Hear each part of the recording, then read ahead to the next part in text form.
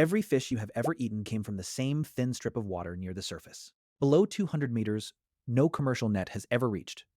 No hook has ever touched it. And the ocean keeps going for another 10,000 meters from there.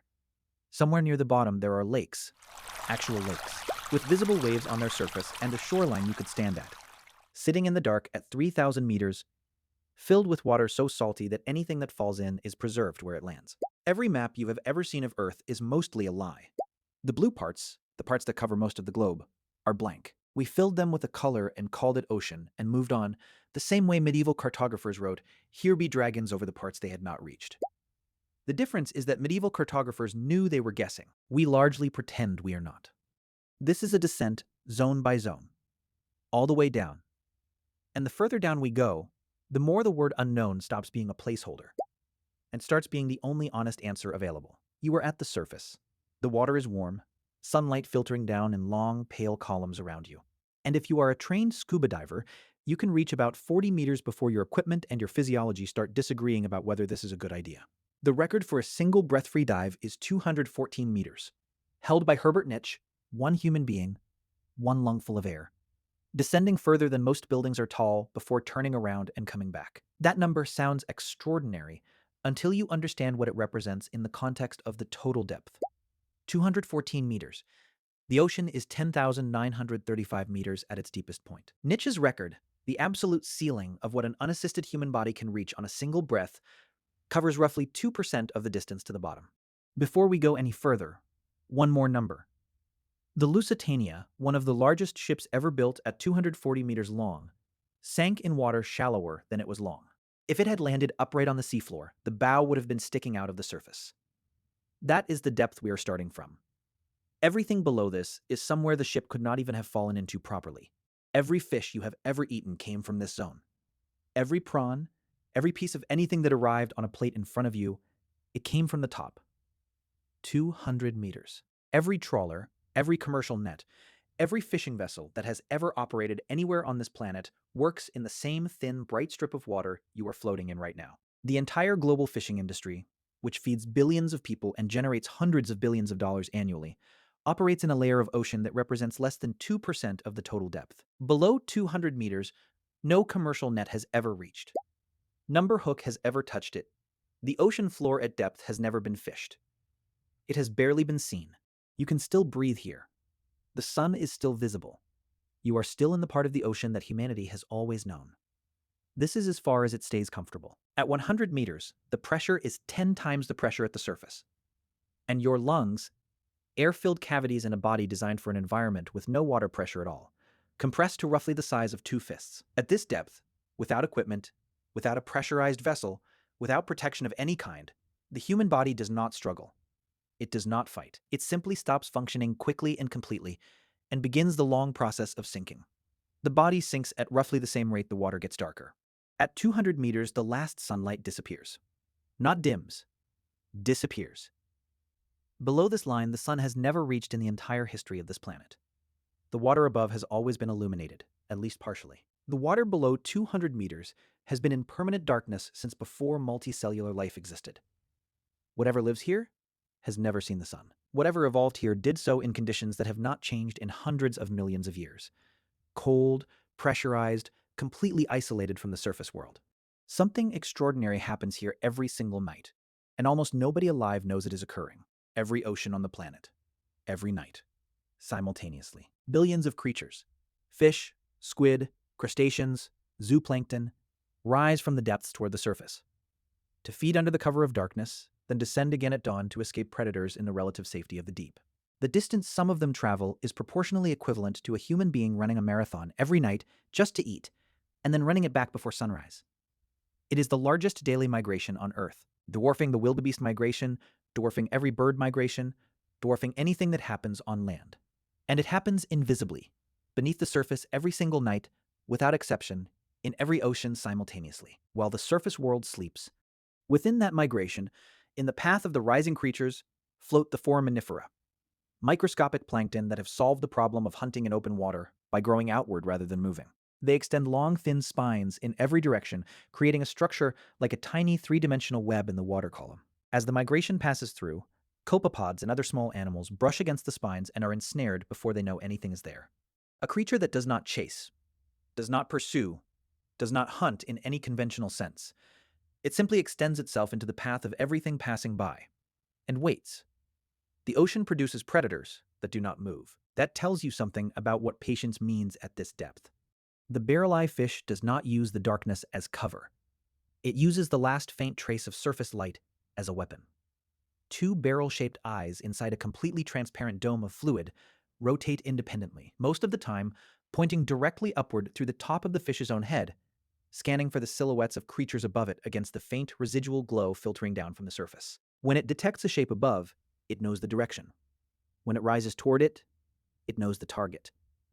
Scientists who first caught specimens in nets assumed the transparent head was damaged from the collection process. It was not until 2004 that a live barrel eye was observed in its natural environment, and the transparency was confirmed as the mechanism. Not an injury, not an anomaly, but the precise optical instrument the fish uses to hunt by looking through its own skull at the world above it. There are more bristlemouth fish in the ocean than any other vertebrate family on the planet. 1 quadrillion of them, by some estimates, a number so large it stops meaning anything. Small, bioluminescent, living in the twilight zone in numbers that make every other backboned animal population on Earth look trivial. You have almost certainly never heard of them. That is what the most numerous vertebrate family on the planet looks like from the surface. Invisible. The vampire squid does not hunt. It drifts through the twilight zone, collecting marine snow. The constant gentle rain of organic particles sinking from the surface.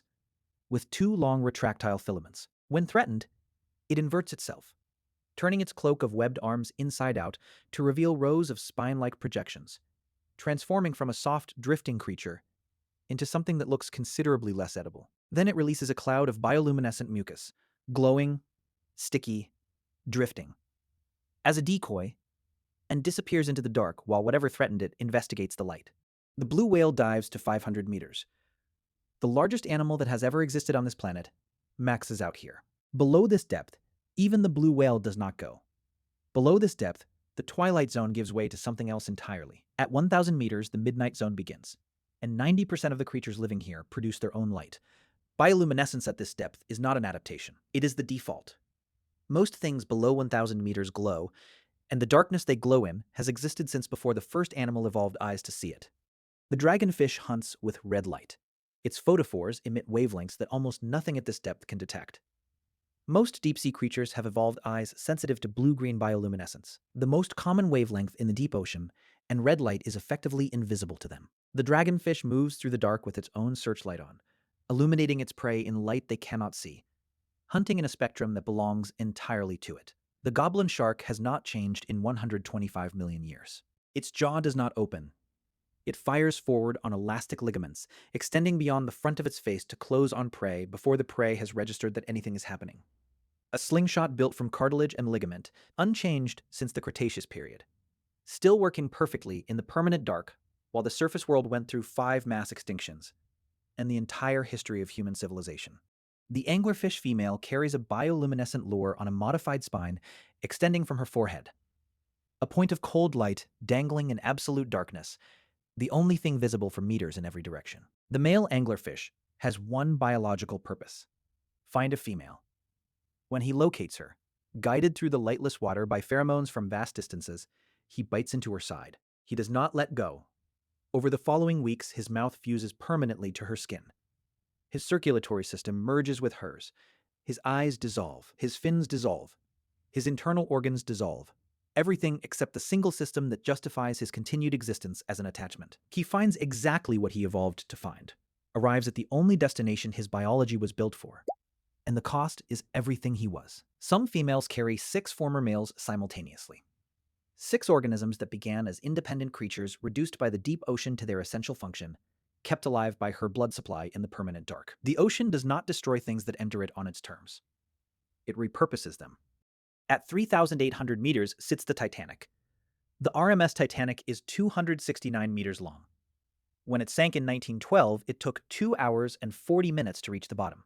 At 3,800 meters, under 380 atmospheres of pressure, in water just above freezing, in total darkness, it has been sitting since April 15, 1912. It is the most famous shipwreck in history, visited by crewed submersibles, filmed, documented, examined for decades. At this depth, it looks small. The scale of 3,800 meters does not fit in a human mind without a reference point. And even the Titanic, 269 meters, longer than 3 football pitches, disappears into it. Below the Titanic, the ocean keeps going, and what it becomes is unlike anything above it. At 4,000 meters, the Abyssal Zone begins, and it covers 83% of the entire ocean floor. The largest single habitat on the surface of this planet, larger than all land combined, and almost none of it has ever been seen. Something changes at this depth in the chemistry of the water. Calcium carbonate, the material shells are made of, armor is made of, bones are made of, dissolves below approximately 4,000 meters. The pressure and chemistry of the water breaks it down faster than organisms can produce it. This means everything living in the Abyssal Zone has no shell, no hard armor, no calcified skeleton, built from water and protein. Things that leave no fossil record, things that dissolve completely when they die, things that would leave almost no evidence, even if they had been living at the bottom of the ocean for millions of years. We would not know. The evidence would not survive long enough to reach us. The tripod fish stands on the ocean floor on 3 stilt-like fins, each one up to 3 feet long, extending from a body barely 12 inches in length. It does not swim. It does not chase. It positions itself a few feet above the floor where a slight current runs, the only current at this depth, and faces into it with its sensors extended, waiting for tiny prawns and organisms to be carried directly into contact with it. A creature that solved the problem of surviving in the abyss by standing completely still and letting the abyss bring food to it. The giant isopod looks like a woodlouse the size of a football, a crustacean relative of the pill bug you might find under a rock in a garden, scaled up to something that does not sit comfortably in the mind. It scavenges the abyssal floor, moving slowly, consuming whatever arrives from above, capable of surviving years between meals in the complete absence of food. When something large dies in the water above, a whale, a large fish, it sinks over days, and the isopods and abyssal scavengers detect it from vast distances and converge. A whale fall on the abyssal floor creates the most densely populated point in the entire ocean. Up to 45,000 worms per square meter in the later stages of decomposition, a number that belongs in a different category from anything else biology produces at this depth.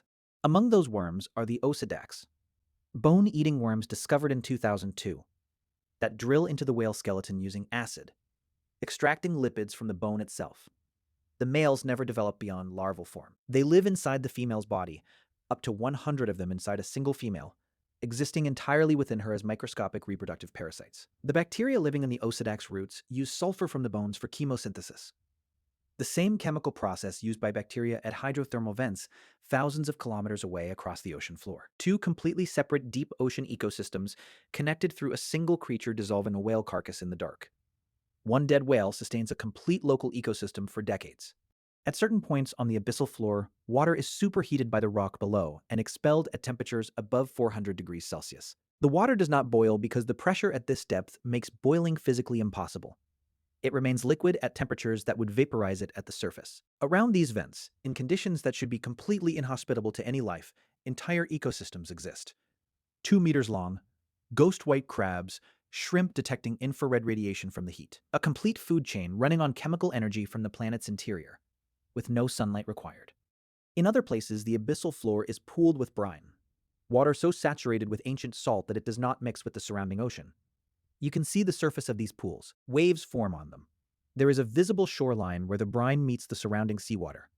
And along that shoreline, communities of mussels and tube worms cluster around the methane bacteria the brine supports. Creatures that fell into the pool are preserved where they landed, pickled by the salt concentration, perfectly intact. A lake at the bottom of the ocean with visible waves, a shoreline of preserved corpses, and an ecosystem living around its edges.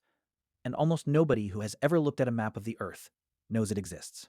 The surface of this planet runs on the sun. Every plant, every animal, every ecosystem traces its energy back to photosynthesis, to sunlight, to the star 150 million kilometers away. The hydrothermal vents and the brine lakes and the whale falls of the Abyssal Zone have no connection to the sun at all. They are a completely separate biosphere, running in parallel, in the dark, powered by the planet itself. If life exists on Europa or Enceladus, moons with liquid oceans beneath their ice, it almost certainly looks like this. Not the surface world, the abyss. At 6,000 meters, the Hadal Zone begins. And the first thing most people assume about this depth is that it must be silent. it is not silent. Hydrophones lowered into the Hadal Zone have recorded sounds from thousands of kilometers away. Earthquakes on the other side of the planet arriving as deep, slow pulses. Whale calls from animals swimming miles above, descending, distorted, and slowed through the water column.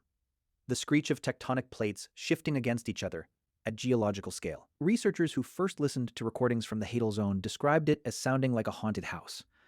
The deepest place on Earth is full of sounds from everywhere else, accumulating in the dark. At 8,336 meters, in 2023, a camera on a baited lander captured footage of a Hadal snailfish, the deepest fish ever filmed. Translucent body, every internal organ visible through the skin as a pale shadow.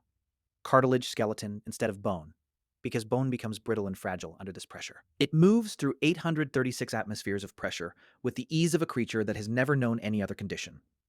It is the apex predator of the Hadal food web, the thing at the top of the food chain at the bottom of the world, and it looks like something biology produced by accident, as if the deep ocean ran out of material halfway through and finished the job in whatever was left. At 8,848 meters, Mount Everest would fit inside the ocean with room to spare. Take the highest point on the surface of the Earth, flip it upside down, lower it into the Mariana Trench. The summit does not reach the bottom. The depth is not just large. It is a different category of large from anything on the surface.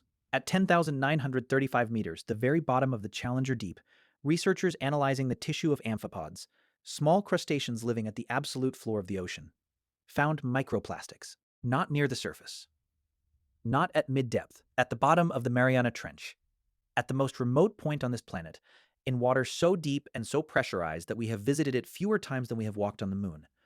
We had already arrived before we got there. Human contamination reached the bottom of the ocean before human exploration did. The plastic almost certainly came from the surface, breaking down and sinking over years or decades, filtering through every zone, past every creature, through the midnight and the abyss and the Hadal dark, all the way to the floor. We mapped more of the surface of Mars than the floor of our own ocean. The coelacanth hid from us for 65 million years, and we found it by accident, in a fisherman's catch, already dead. Every fish you have ever eaten came from the top 200 meters, the thin bright strip where the sun still reaches. Everything below that line we have never fished, never touched, and for the most part never seen. The ocean is not a place we explore. It is a place we have barely entered. And the most unsettling thing about finding our plastic at the bottom of the Challenger Deep is not that it is there. It is what it means. We reached the deepest point on this planet without trying, without looking in that direction, without even knowing we had arrived. We sent our waste to the bottom of the ocean before we sent ourselves. And if that is what reached the bottom without effort, without intention, without technology, without any attempt at all, then the question of what has been there already, in the permanent dark, for the 65 million years we were looking the wrong way, is not a question anyone can answer. Because we have not looked. Because we have barely entered.